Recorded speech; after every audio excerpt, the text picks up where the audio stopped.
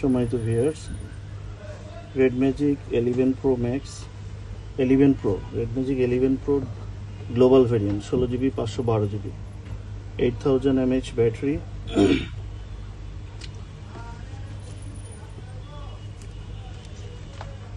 এটা brand new intact ছিল, আমরা আনবক্সিং করলাম। আমাদের আরেকজন কাস্টমার আরেক পিস নিচ্ছেন।